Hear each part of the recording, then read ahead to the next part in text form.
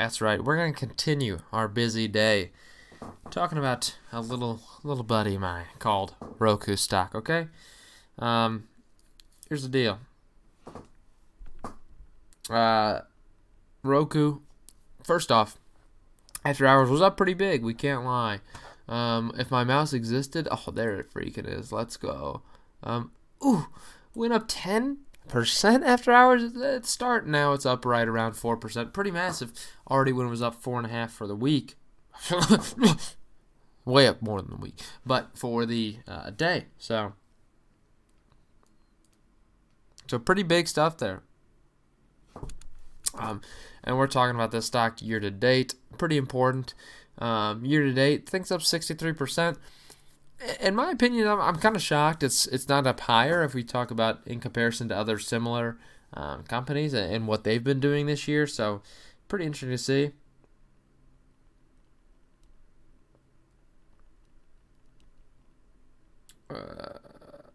Yeah. So I don't know. I expected this to be almost up more this year. I don't know if that makes any sense, but if you compare it to other companies of similar ilk, a lot of those companies are up 100+% this year. So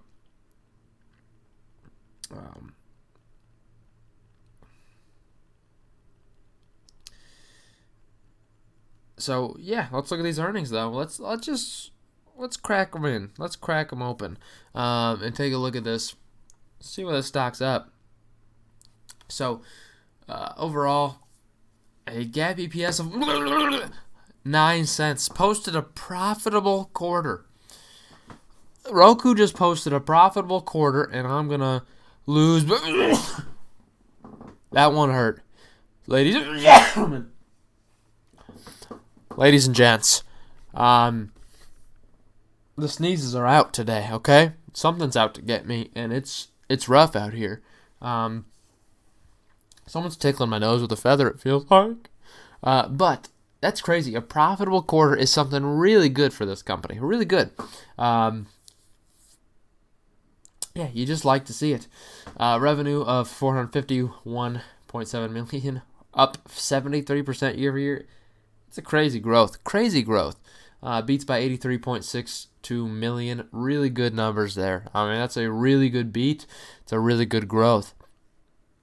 Active accounts of 46 million versus 43 million at the end of quarter two. So 3 million growth there. And average revenue per user of $27 is actually up 20% year over year. And this is a trailing 12-month basis. I don't know why they have a... What have you done? What have you done, Seeking Alpha? What's ticker symbol TTM? Let's find out. Tata Motors. Of course it's Tata Motors. I love me a nice set of Tatas. So let's look. I take that back. That was really disgusting. I'm sorry and I apologize. This one's gonna get age restricted, unfortunately. So let's talk about some of the highlights. Platform revenue increased 78% year over year. Gross profit up 81% year over year. Pretty crazy. Added 2.9 million incremental active accounts. Streaming hours increased by 0.2 billion hours. I don't know why you didn't just say 200 million. I guess because they're comparing it to billion. 14.8 billion now total. Yeah, pretty crazy in terms of streaming hours. Average revenue per user, as we talked about. And the Roku channel reached U.S. households with an estimated 54 million people using Roku. Crazy to see. Off of operating metrics, you see the active accounts I'll highlight here, and just how that increases quarter over quarter. 43% year over year, pretty massive. And then right under it, the streaming hours. Then average revenue per user also increasing as well, just steadily throughout this entire past 5 quarters as they show. The summary financials, always important stuff to look at here. Platform revenue, we'd like to see platform revenue consistently has been doing good numbers. You see it obviously Q4, big quarter for them, so it's going to be interesting to see how that looks. But overall, up 78% year over year, pretty massive. And player revenue, Again, Q4 is going to be the biggest quarter for them. So that's why you saw a quarter-over-quarter dip from Q4 to Q1. The player revenue obviously being the platforms on which they're viewed on, like the Roku sticks that they sell. So the various different kinds they sell. That's their platform, or the player revenue. So Q4 is obviously big because those are good gifting items. So that is why you see a bigger Q4 for them. And also just people have more time to stream, which is why you see platform revenue up during that time as well. More overall spend then. Yeah, pretty crazy stuff as far as that's concerned. Growing accounts, good for them. As we saw at that, player units grew 57% year over year. So again, as you see, the stream bar, they got the stream bars, they got the Roku sticks, streaming boxes, they got it all. I mean, come on now, this is all over the place. And obviously some TVs, aka your Hitachis, your Sharps, your TCLs, they all come built in with Roku, so that's part of it too. Platform modernization, they really just talk about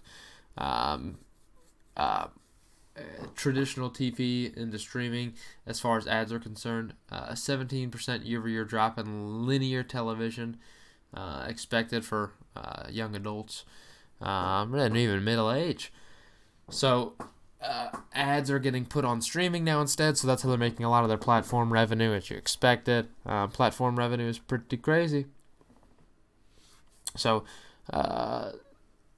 definitely very uncertain. Rather than providing a formal outlook, we are providing perspective of how we believe the quarter could develop. We anticipate the overall fourth quarter year-over-year revenue growth would likely be in the mid-40 range, similar to the growth rate in the last few holiday seasons. So again, they're going up against much bigger quarters during Q4s, so that's why they're not expecting your 70+%. Not crazy. Yeah, not crazy at all. So really good stuff, and I would like to go over the balance sheet too.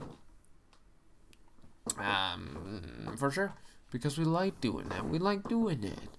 Now, this is a company where I'm pretty happy with this balance sheet, okay? You know me, I'm a stickler. I'm a stickler for the balance sheet. And they're showing me a 9 months comparison. I love when they do that. I really do.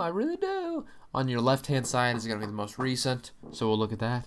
Total current assets of $1.5 billion versus $925 previously, and total assets in general of $2.1 versus $1.47. Good growth in terms of that. I mean, that's a very good growth in terms of that balance sheet in 9 months. But again, the concern comes with liabilities, because you're going to hope that liabilities doesn't increase by nearly as much. Total liabilities in general is $887 million versus $771. So you do see growth, but you're talking about growing the liabilities by $100 million, but you're growing the total assets by closer to a little bit over $600. So stockholder equity rose quite a bit. We're talking about $1.2 billion versus really $700 million before.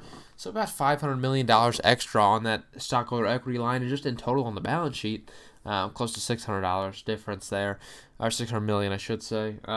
Really good growth in terms of the balance sheet, and I do respect it. I like that this balance sheet's developing quite nice.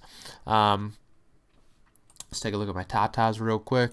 But clicked on the wrong tab. That's my bad.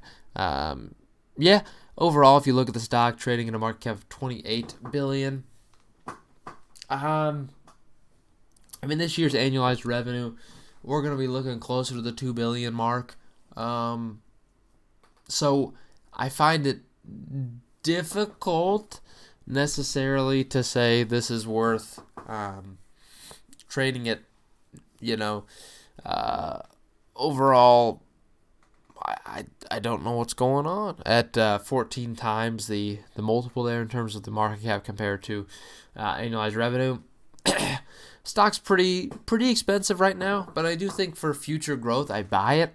It's still up pretty big on the year, but I mean, you talk about where the stock's gone. Look at this 5-year chart. In fact, in the past 5 years, it's up 748%. Pretty wild numbers. Pretty wild numbers. Um, I mean, come on. That's some wild stuff. So I do think there's plenty of upside in the long-term future. I just don't think short-term necessarily. I think there's a lot of good stuff going for it, but I just don't necessarily like the value of the stock at the moment. I think there are better deals out there right now. So that's why I'm not personally buying it again. Now that they're finally creeping into profitability, I like it a little bit more, but, it is what it is.